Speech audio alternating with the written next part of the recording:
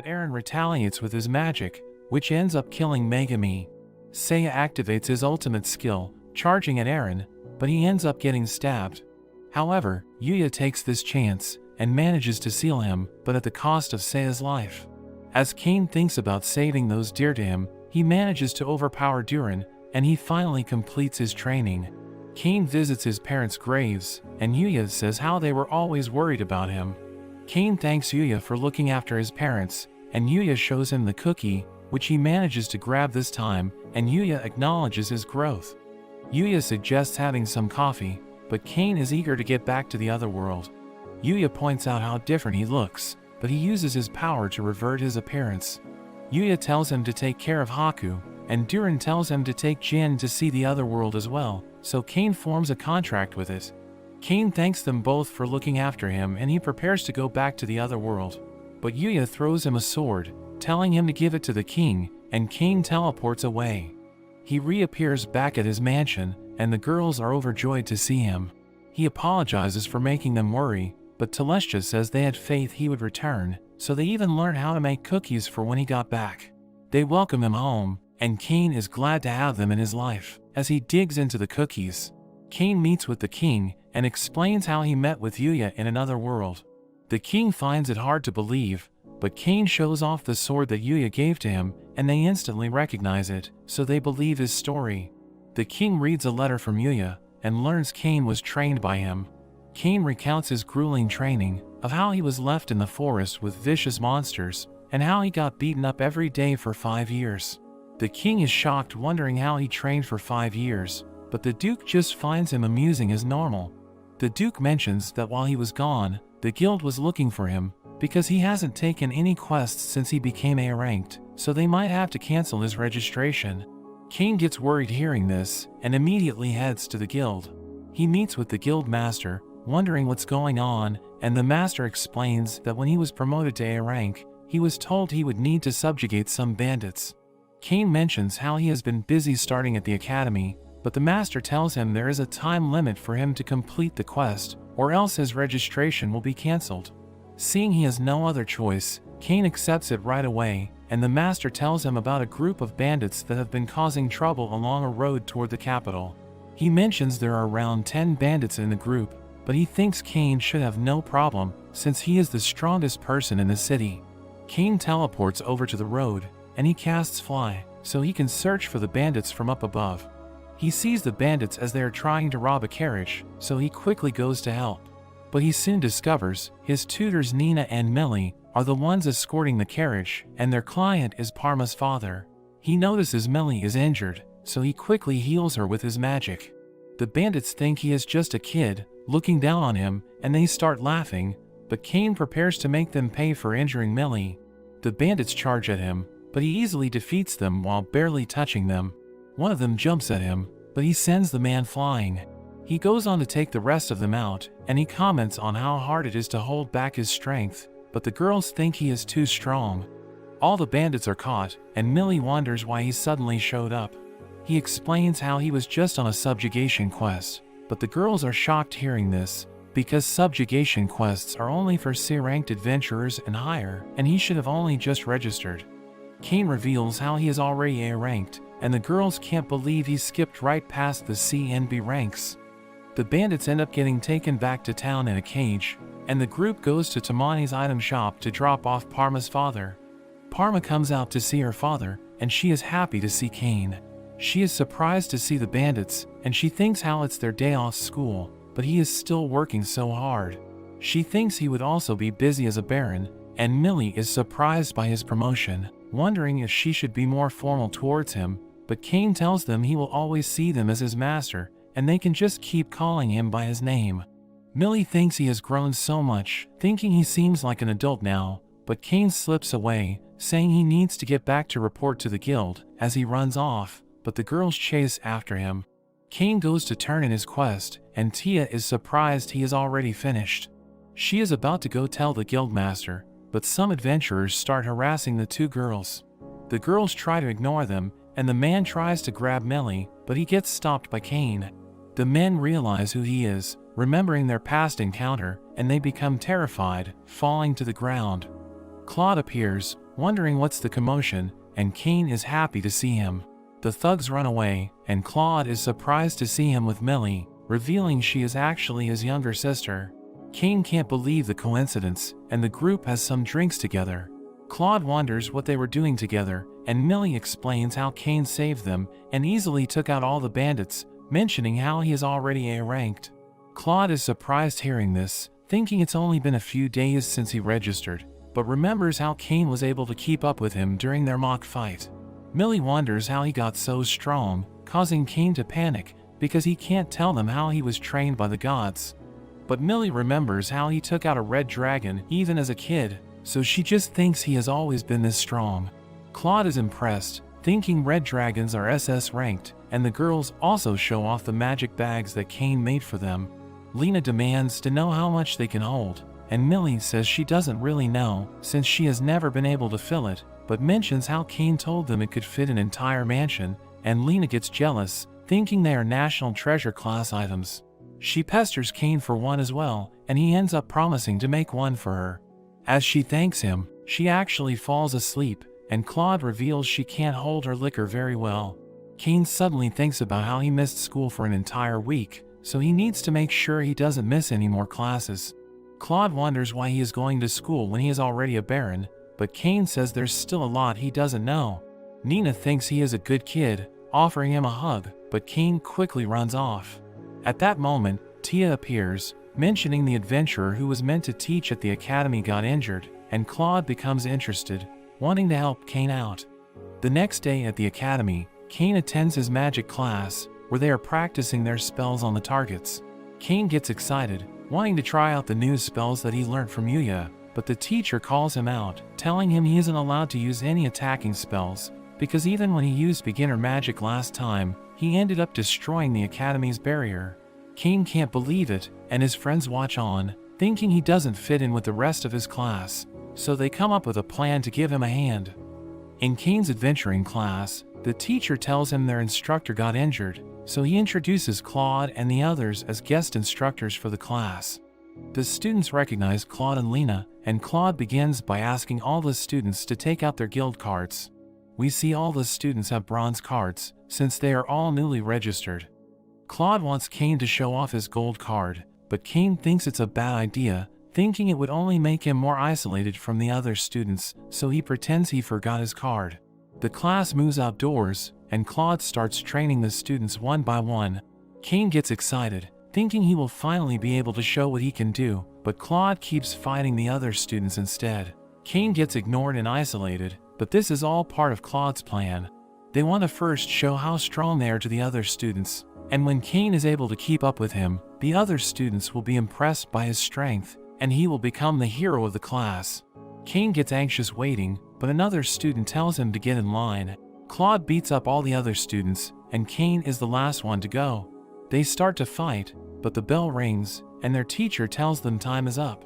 Cain is disappointed he didn't get to fight, but Claude apologizes for messing up the time. Claude promises to fight him next time, but Cain's teacher mentions how the school doesn't have the budget to invite Claude again, since a lot of their money was spent repairing the wall and barrier that he destroyed. All the students thank them for the training, but Cain is left devastated that he didn't get a turn. At night, Cain gets pissed off thinking about Claude, and he goes on a rampage throughout the forest. He comes across a dragon, but he easily takes it out with a single slash, and he rains fire down into the forest, causing a huge explosion, and the guards report that they must be getting attacked by the Prince of Darkness. They sound the alarm, and we see Garm rushing out to investigate it. Cain calms down after blowing off some steam, and he teleports home, leaving behind his handkerchief, and when his father arrives, he only finds an enormous hole, and he is shocked seeing the handkerchief. The next day, Cain is called by the king, who tells him about what his father found. They suggest it's the work of the Prince of Darkness, thinking they need to contact other countries to prepare, but Cain comes clean, admitting that it was him. The king reprimands him, and when he gets home, his father also lectures him. Meanwhile, in a distant cave, we see a fragment of Aaron as it gets picked up by a goblin and then swallowed by a dragon. The dragon becomes possessed, and Aaron takes over it, realizing that the seal on him has weakened, and he has regained some of his power, swearing to get his revenge on the other gods. At the academy, Kane's class is learning about summoning magic. The teacher calls him out, and he thinks he is being told to study by himself, but she tells him that since they are not practicing attack magic, he is allowed to participate. Kane gets excited, and their teacher introduces their instructor Grat, a mage from the palace.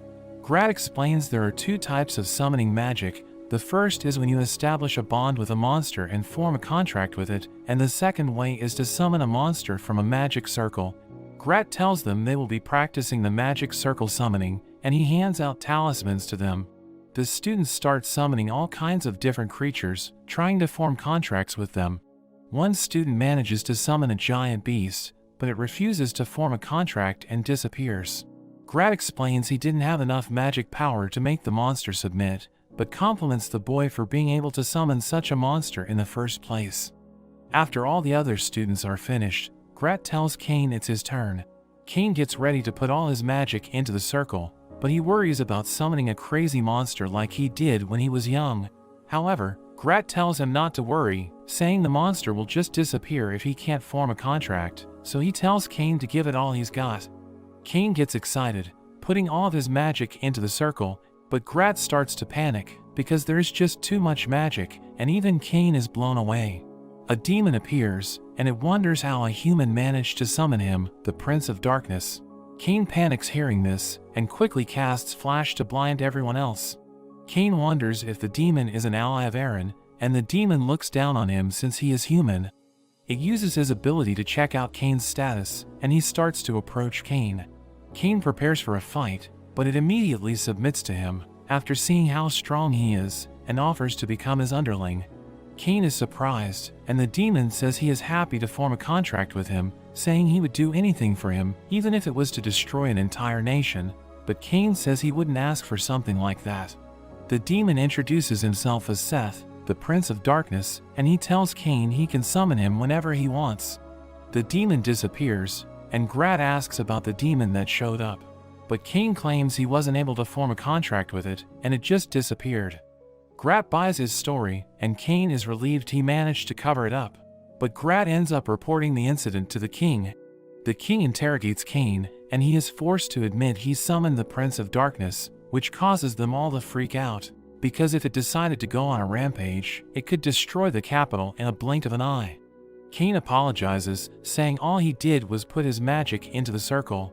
Grat wonders just how much magic he has to be able to summon the Prince of Darkness, and the king thinks it must have been because of the training he received from the first king. He asks to see Kane's status, and he warns Grat not to speak of anything that he sees. Kane opens his status window, and they are shocked to see he now has the title of demigod, and his status has become immeasurable. The king wonders what the heck is going on, and Grat bows down to him, calling him a god. The duke thinks they should start calling him master, and the king worries he has the power to destroy the entire world. But Kane says he has no intention of doing anything like that, telling them to just treat him as they normally would. The king decides to promote him to a viscount, giving him an entire town, and decides to publicly announce his engagement to the princess. Back at his house, Sylvia congratulates him on his promotion, wondering which area he will be given, and he mentions it should be a town near the capital. Sylvia thinks they should celebrate, but Colin suddenly brings news that his brother witnessed an onslaught in the forest of monsters. Kane immediately heads back to Gracia and visits his family home, where he meets with his brother. His brother tells him there has been a vast increase in the number of adventurers being attacked in the forest over the past few months, so he sent out high-ranking adventurers to look into it, and they reported that the number of monsters in the forest has grown, and they have become savage. His brother mentions an onslaught incident from a few decades back, where monsters suddenly turned savage and attacked the city. Looking at the records, the current behavior of the monsters is quite similar, so he thinks it could be another onslaught. But since they don't have real evidence, they can't send all their men on a massive scale.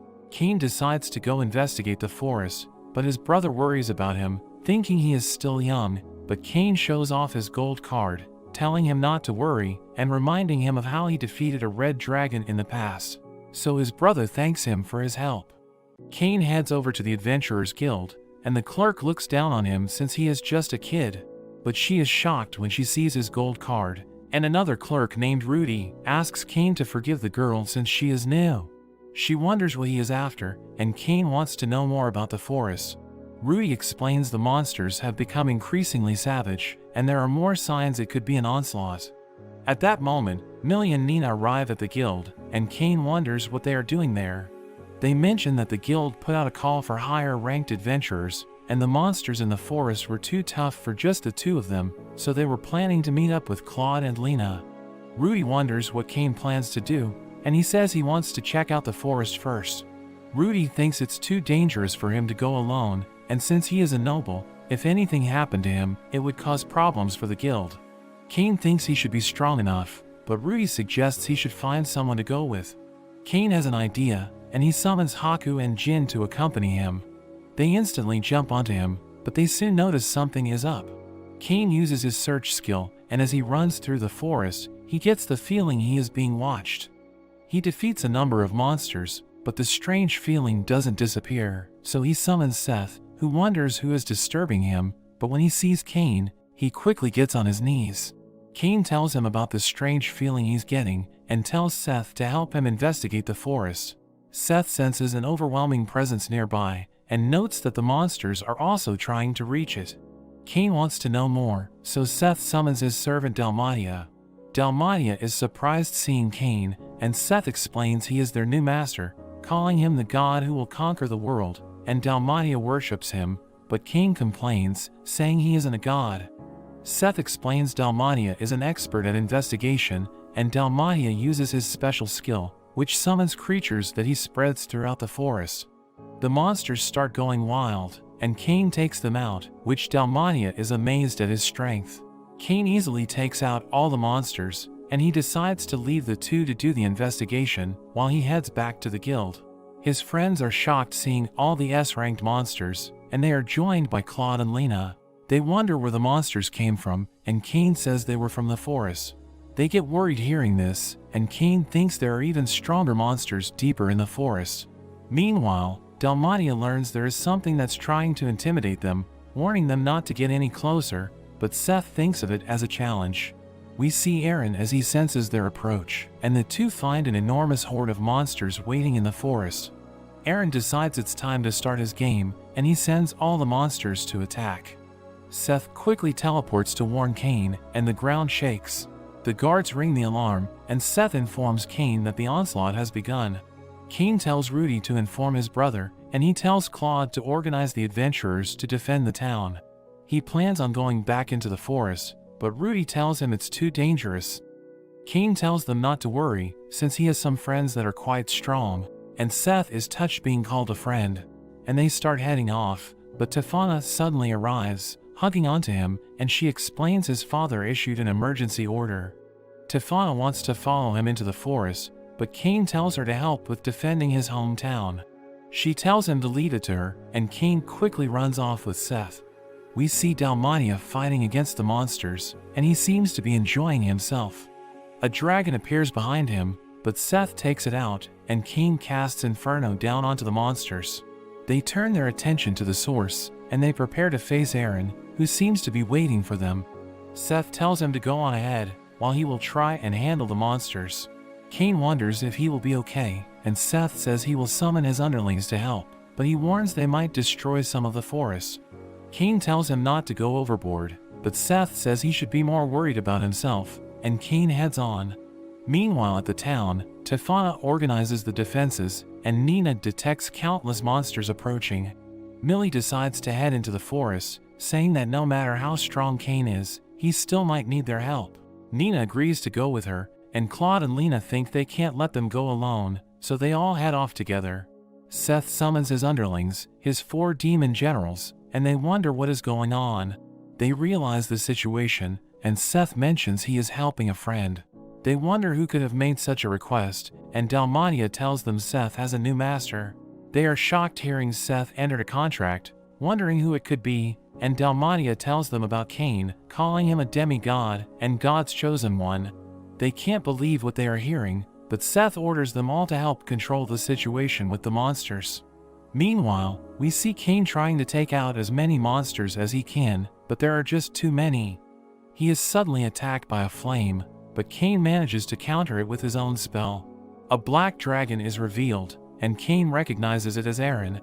Aaron is disappointed he couldn't revive at full power, but he summons more monsters to attack the town.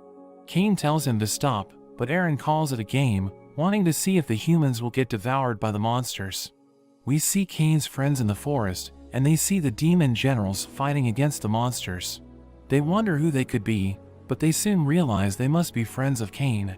The demons aren't able to hold them all off, and Seth tells them they will have to rely on the humans. Meanwhile, Aaron recognizes Cain's eyes, thinking they look the same as the ones who sealed him, and Cain realizes he is talking about his parents.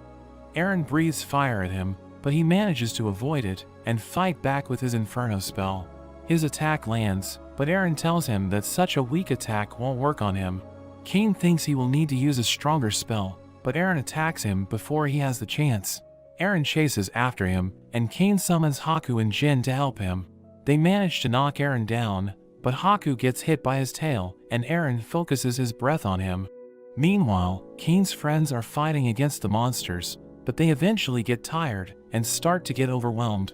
Claude struggles against a huge beast, but it suddenly is defeated as Tefana and her knights arrive to help. Haku gets hit by Aaron's breath, but Jin jumps in the way to protect his friend. Aaron continues to blast them, but Cain starts to protect them. Aaron finds him annoying, but Cain thinks about everyone he wants to protect, and he activates his father's ultimate skill, and Aaron recognizes it as Emperor-level magic. Cain fires his attack, and Aaron clashes against him. There is a huge beam of light that everyone sees from a distance, and Cain goes all out, wanting to protect everyone, but Haku and Jin suddenly bite him, and Cain wonders what they are doing. Seth and Dalmania appear, telling him he has gone overboard, and we see there is nothing left of Aaron, and the fight is already over. Cain realizes the onslaught is over, and they tell him that all the monsters have retreated back into the forest, so the town is safe. Cain celebrates with his friends, but we see he gets reprimanded by the king. The king asks about the beam of light, saying it was visible across the entire kingdom, and people started thinking it was the coming of God. Cain says he had to use his Emperor-level magic against Aaron, but the king reminds him he can't just use such devastating magic. They end up having a ceremony for Cain, where Cain is promoted to a viscount, and he is given the domain of Dorenthal. However, after the ceremony, Tefana reveals Dorenthal is a problematic domain, where all the past nobles in charge have failed to control, because their adventurer guild has too much power. Telestia wants to protest to her father, but Cain thinks it will be okay, and he thinks it will be exciting to build a new town. They think he'll do a great job, but they all remind him not to go overboard. They head off to Dorenthal, but it seems Cain has caused quite the commotion, as a guard reports his antics to the king. It seems Cain immediately headed to the Adventurers Guild, where the adventurers tried to give him a welcoming, but he easily crushes them all. After that, at the tavern, he sees some men kicking the maid girl, so he kicked them out as well, but the guard ended up arresting him. The king can't believe what he is hearing, but the duke finds it all amusing. Cain tells Telestia and Silk all about Dorenthal, but Seth suddenly appears, begging for his help. Seth explains he was kicked out by his wife because he was caught cheating, but his wife suddenly appears. She pays her respects to Cain, but she wonders what he thinks about Seth's actions. Cain thinks he is wrong for cheating, especially since he already has such a beautiful wife, and the demon is flattered. Seth warns Cain that women change after they get married, but Telestia and Silk both reprimand him. The king continues to receive the report about Cain, and it seems he has even taken out the Dark Guild. The guard tells the king that Cain went even further, saying he built a wall, and we see he actually built an entire castle. Telestia thinks it's even bigger than the palace, thinking about how her father would feel, and they tell him he has gone overboard once again.